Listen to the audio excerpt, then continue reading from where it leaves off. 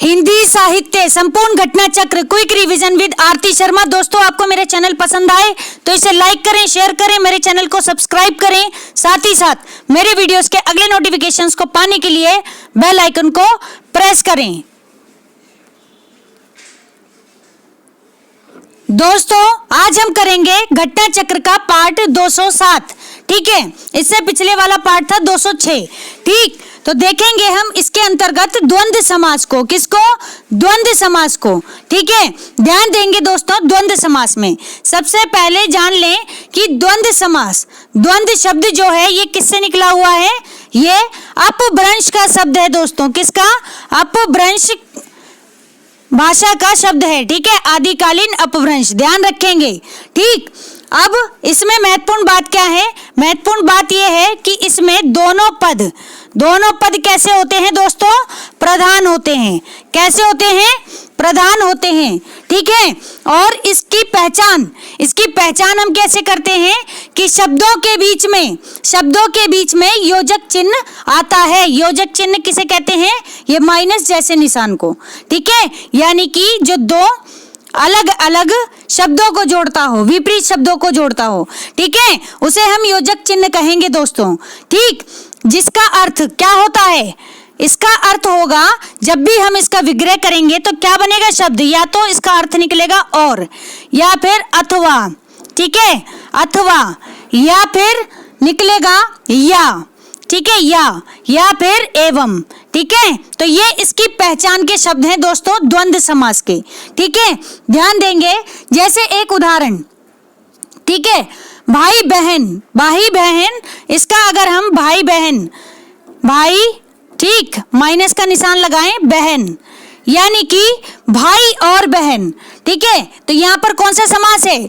द्वंद्व समास। ठीक है, अब इसमें ध्यान रखें कि द्वंद्व समास में पहली बात तो योजक चिन्ह होता है, साथ ही साथ इसमें जो दो शब्द होते हैं दोनों एक दूसरे के विलोम शब्द होते हैं। कौन से होते हैं दोस्तों? विलोम शब्द होते हैं। और इसमें आवृत्ति पुनरावृत्ति होती है। कैसी? आवृत्ति पुनरावृत्ति होती है। ठीक है, ध्यान रखेंगे। और अर्ध आवृत्ति भी होती है। ठीक है, और यह शब्द पुनरुक्ति वाले भी होते हैं। ठीक, सार्थक निरर्थक होते हैं, संबंध के आधार पर होते हैं, पूर्ण संख्या को छोड़कर। ठीक है, कोई संख्या बताते हैं। ठीक, तो ये कुछ बातें हैं, ध्यान रखेंगे। बाकी हम डिटेल में पढ़ते हैं इनके प्रश्नों को। ठीक है, उनके साथ साथ हम इसको समझेंगे, तो गौर करेंगे दोस्तों। आपके सामने प्रश्न है द्वंद्व समास, यानी जिस समास के पूर्व एवं उत्तर यानी पहला एवं दूसरा पद दोनों ही कैसे हो? समान हो। कैसे हो दोस्तों? समान हो। ठीक है, उसे हम क्या कहते हैं? ऑप्शन डी, द्वंद्व समास कहते हैं। ठीक है, अच्छा एक बात और यहाँ बता दूं, द्वंद्व की स्पेलिंग ज्यादातर लोग गलत लिखते हैं। इसमें पहले द के नीचे भी वह आएगा और दूसरे द के नीचे भी वह आएगा। ठीक है, द्वंद्व होता है दोस्तों सही शब्द। तो ये कभी कभी स्पेलिंग एरर वाले क्वेश्चन में भी पूछ लिया जाता है शब्द, तो आप ये बातें ध्यान रखेंगे। ठीक है, तो इस प्रश्न का सही उत्तर है ऑप्शन डी, द्वंद्व समास। जिस समास के पहले और दूसरे पद दोनों ही समान हो वहां पर क्या होता है? द्वंद्व समास होता है। ठीक है, गौर करेंगे दोस्तों प्रश्न की व्याख्या पर। ध्यान दें, जिस समास के पूर्व एवं उत्तर दोनों ही पद यानी पहले दूसरे दोनों ही पद समान रूप से प्रधान हो, ठीक है, दोनों ही प्रधान होते हैं इसमें, ठीक, उसे हम द्वंद्व समास कहते हैं। क्या कहते हैं? द्वंद्व समास कहते हैं दोस्तों। इस समास के तीन भेद होते हैं। ठीक है, अब तीन भेद कौन से होते हैं ध्यान दें। तो पूछा जा सकता है आपसे एग्जाम में कि द्वंद्व समास के कितने भेद होते हैं, तो आप बताएंगे तीन भेद। कौन कौन से? ध्यान से सुने। एक है इतरेतर द्वंद्व, इतरेतर द्वंद्व। ठीक है, एक है समाहार द्वंद्व। पहला क्या था? इतरेतर द्वंद्व समास। फिर दूसरा है समाहार द्वंद्व समास समाहार यानी कि संबंध समूह में, ठीक है, ध्यान रखें। और तीसरा है दोस्तों वैकल्पिक द्वंद्व समास। कौन सा? वैकल्पिक द्वंद्व समास। अब जैसे उदाहरण देखें, योजक चिन्ह आ रहा है इन दो शब्दों के बीच में, कौन से? गाय बैल, गाय बैल। और ध्यान रखें ये एक दूसरे के विपरीत शब्द भी हैं।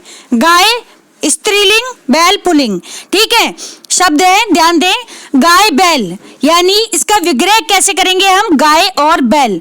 ऐसे ही भाई बहन, भाई और बहन, ठीक, यानी दो विपरीत शब्दों को जब आप एक साथ बोलते हैं तो उसमें योजक चिन्ह आ जाता है, ठीक है, और जब हम उनका विग्रह करते हैं तो उसके बीच में हम योजक चिन्ह हटा करके उसके बीच से हम लगा देते हैं और, ठीक है, ध्यान रखें। ऐसे ही माँ बाप, माँ बाप तो यानी माँ और बाप, ठीक है। फिर है थोड़ा बहुत, थोड़ा बहुत यानी थोड़ा या फिर बहुत, ठीक है। तो ये कुछ बातें थी द्वंद्व समास के संबंध में। देखते हैं दोस्तों अगला प्रश्न, ध्यान देंगे। अगला प्रश्न है, ध्यान दे दोस्तों, क्या है? द्वंद्व समास की प्रमुख विशेषता क्या है? तो द्वंद्व समास की प्रमुख विशेषता है दोस्तों ऑप्शन सी, दोनों पद प्रधान होते हैं। दोनों पद कैसे होते हैं दोस्तों? प्रधान होते हैं, ध्यान रखें, ठीक है। द्वंद्व समास की प्रमुख विशेषता है कि इसमें दोनों ही पद कैसे होंगे? प्रधान होंगे, ध्यान रखें। अगला प्रश्न है, ध्यान दे दोस्तों, क्या है? गौर करेंगे। जिस समास में सब पद, जिस समास में सब पद, तो फिर से सुनेंगे दोस्तों एक बार। जिस समास में सब पद अथवा उनका समाहार, ठीक है, सब पद अथवा उनका समाहार प्रधान रहता है उसे हम क्या कहते हैं? उसे हम द्वंद्व समास कहते हैं, ठीक है। अब ध्यान से सुनेंगे, यहाँ पर देखो प्रश्न कितना बढ़िया ढंग से पूछा है। अब यहाँ पर एक शब्द रख लिया सब पद, ठीक है, सब पद शब्द ले लिया और एक ले लिया समाहार, ठीक है। अब सब पद यानी क्या हो गया? सब पद का कहने का मतलब है या तो इसका पहला पद, ठीक है, या फिर इसका दूसरा पद, दोनों ही पहला और उत्तर पद दोनों की बात हो रही है दोस्तों, ठीक है। तो संपूर्ण रूप से, ठीक है, जहां पर ये दोनों ही प्रधान रहते हैं वहां द्वंद्व समास होता है। तो प्रश्न इस तरह का भी बन सकता है दोस्तों, कुछ अलग हटके भी आपके सामने शब्द आ सकते हैं, तो आप इन पर भी गौर करते चलेंगे। देखते हैं प्रश्न की व्याख्या, गौर करें। जिस समास में सब पद अथवा उनका समाहार प्रधान रहता है उसे हम द्वंद्व समास कहते हैं। क्या कहते हैं? द्वंद्व समास कहते हैं। द्वंद्व समास के मुख्यतः तीन भेद होते हैं। कौन कौन से? ध्यान दें। एक है इतरेतर द्वंद्व, इतरेतर द्वंद्व। दूसरा कौन सा है? समाहार द्वंद्व, समाहार द्वंद्व। तीसरा है क्या? वैकल्पिक द्वंद्व, वैकल्पिक द्वंद्व। ध्यान रखेंगे दोस्तों। तो ये तीन क्या है? ये तीन भेद हैं किसके? द्वंद्व समास के, ठीक है। अगला प्रश्न है, ध्यान दे दोस्तों, क्या है प्रश्न? गौर करें। निम्नलिखित द्वंद्व समास बताइए, इनमें से कौन सा द्वंद्व समास है? तो ऑप्शन डी, योजक चिन्ह लगा हुआ है, देखते ही आप समझ जाएं क्या होगा, द्वंद्व समास होगा। यानी पाप और पुण्य, पाप और पुण्य, पाप का विपरीत शब्द होता है पुण्य, ठीक है। इसकी दूसरी पहचान यह है कि एक दूसरे के विलोम शब्द यानी विपरीत शब्द होते हैं। क्या? द्वंद्व समास, ठीक। तो ध्यान रखें, पाप और पुण्य में द्वंद्व समास है, ठीक। देखते हैं प्रश्न की व्याख्या, गौर करेंगे दोस्तों प्रश्न की व्याख्या पर, ध्यान दें। द्वंद्व समास, द्वंद्व समास में दोनों पद प्रधान होते हैं, ठीक है। इस बारे में हम चर्चा कर चुके हैं। देखते हैं आगे इसके कुछ उदाहरण। तो गौर करें, जैसे पाप और पुण्य, पाप और पुण्य यानी पाप या पुण्य, इसको हम ऐसे भी बोल सकते हैं, पाप या पुण्य, पाप अथवा पुण्य, पाप एवं पुण्य, पाप और पुण्य। तो जिस तरह से आप कहें, ठीक है, ये सारी बातें सही होंगी, ठीक। तो ध्यान दें, पाप और पुण्य वैकल्पिक द्वंद्व समास का उदाहरण है, किसका? वैकल्पिक द्वंद्व समास। जैसे ही हम इसका विग्रह या कर दें या और कर दें तो हमारे सामने क्या हो जाता है? दूसरा विकल्प आ जाता है। ठीक है, दूसरा विकल्प आने से क्या हो जाएगा? वैकल्पिक द्वंद्व समास हो जाएगा। ठीक है, इस समास में दो पदों के बीच, अब ध्यान से सुने, इस समास में दो पदों के बीच या अथवा आदि विकल्प सूचक अव्यय छिपे होते हैं। तो ये क्या है शब्द? ये विकल्प सूचक अव्यय हैं। ठीक है, ध्यान देंगे। ठीक, जैसे या अथवा, ये क्या है? विकल्प सूचक अव्यय हैं। ठीक, ऐसे ही एक शब्द है दोस्तों, थोड़ा बहुत। क्या है? थोड़ा बहुत, यानी थोड़ा या बहुत, थोड़ा या बहुत। ऐसे ही एक शब्द है दोस्तों, आज या कल। क्या है? आज या कल। ठीक है, आज कल। ठीक, आज या कल यानी कि आज कल। इनमें भी क्या है? द्वंद्व समास है। क्या है? द्वंद्व समास है। ध्यान रखेंगे दोस्तों। अगला प्रश्न है, ध्यान देंगे, क्या है? निम्नलिखित में द्वंद्व समास का शब्द कौन सा है? तो ऑप्शन ए आजकल। आजकल शब्द में कौन सा समास है? तो इन शब्दों में दोस्तों ऑप्शन ए में द्वंद्व समास है। अब यहाँ पर देखो प्रश्न कितना बेहतरीन बनाया है। यहाँ पर जितने बाकी ऑप्शन हैं, ठीक है, इन सभी में ही योजक चिन्ह आ रहा है।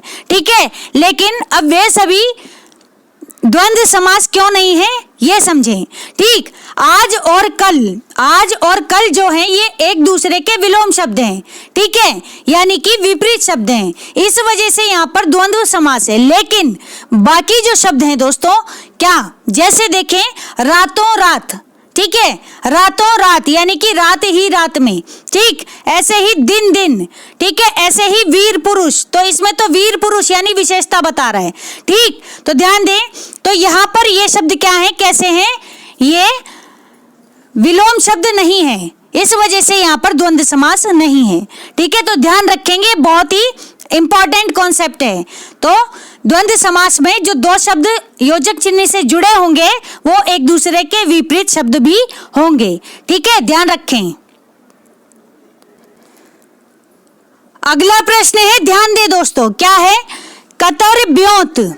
कतर ब्योत, इनमें कौन सा समास है? तो ऑप्शन ए द्वंद्व समास है। कौन सा समास? द्वंद्व समास है दोस्तों कतर ब्योत शब्द में। कितना बढ़िया शब्द लिया है दोस्तों, देखो ऐसे शब्दों की तो कल्पना भी नहीं की जा सकती। क्या जबरदस्त शब्द है।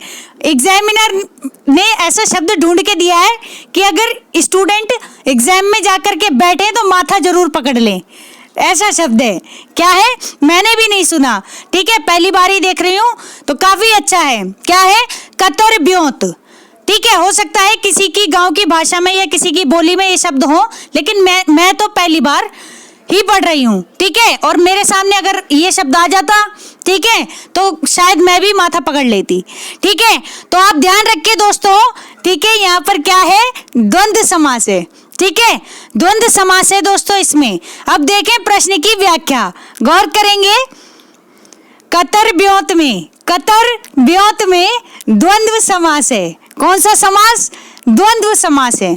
ठीक है, देखो अगर ऐसे प्रश्नों में अगर ऐसे कहीं फंसते हैं आप कि शब्द बहुत ही अटपटे दे दिए जाएं, ठीक है, आपने कभी जिंदगी में सुने ही ना हो, ठीक है, तो ऐसी स्थिति में आप शब्दों पर ध्यान दें।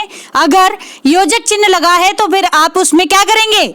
आप उसे आंख बंद करके टिक करके आएंगे कि भाई कौन सा है ये शब्द है, ये अलंकार, ये समास है, कौन सा? द्वंद्व समास। ठीक है, क्योंकि ना करने से अच्छा है कि गलत ही करके आ जाए, हो सकता है सही हो जाए।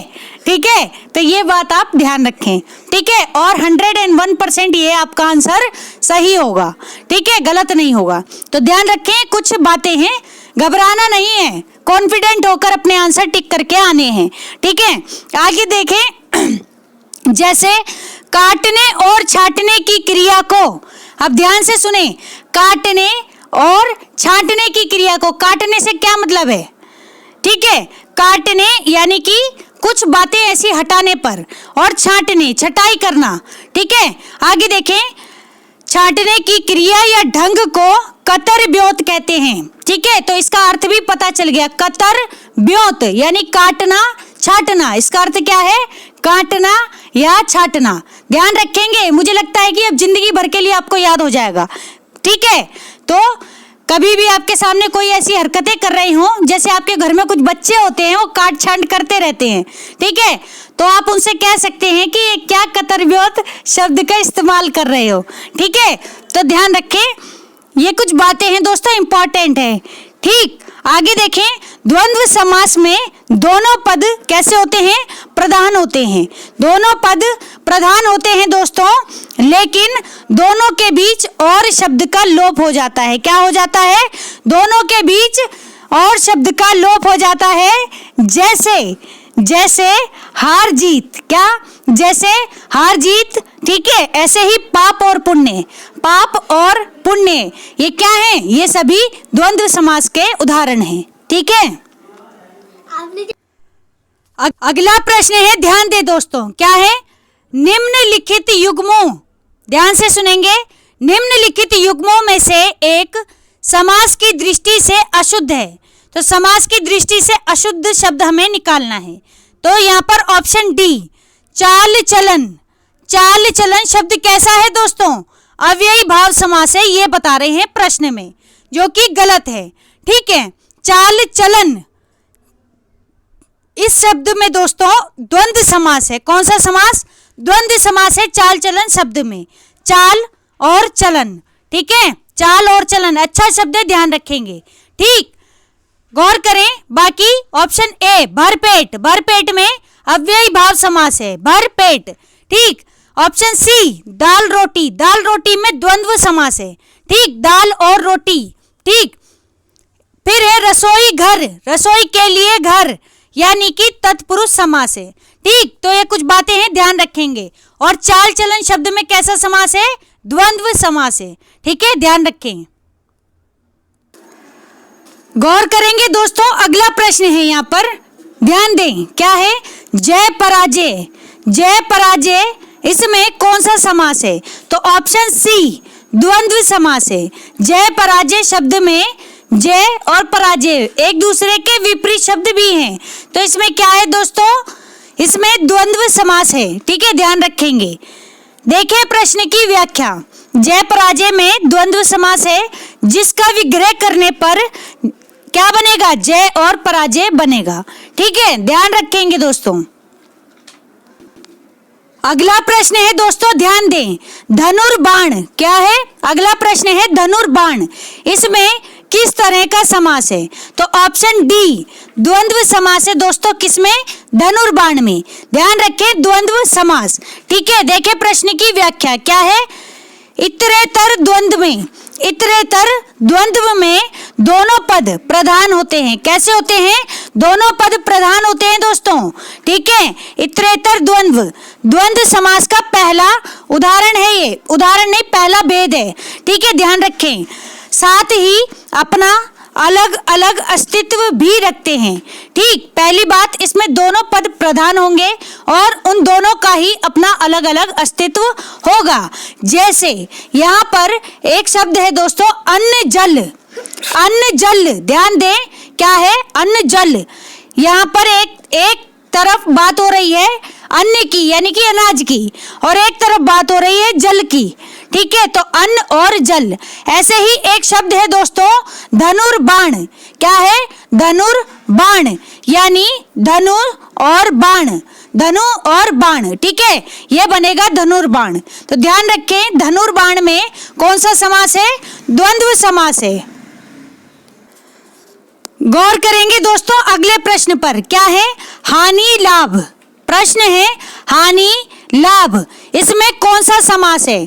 तो दोस्तों ऑप्शन डी, हानि लाभ शब्द में समास है दोस्तों, कोई सा भी नहीं, कोई सा भी समास नहीं है। ठीक है, हानि लाभ में कोई सा भी समास नहीं है, ऐसा कहा जा रहा है। देखते हैं इसकी व्याख्या, गौर करेंगे दोस्तों व्याख्या पर। द्वंद्व का शाब्दिक अर्थ है, क्या है? युग्म या फिर जोड़ा, युग्म या फिर जोड़े को द्वंद्व का शाब्दिक अर्थ कहते हैं। ठीक, द्वंद्व समास में दोनों पद कैसे होते हैं दोस्तों? प्रधान होते हैं। द्वंद्व समास में दोनों पद प्रधान होते हैं।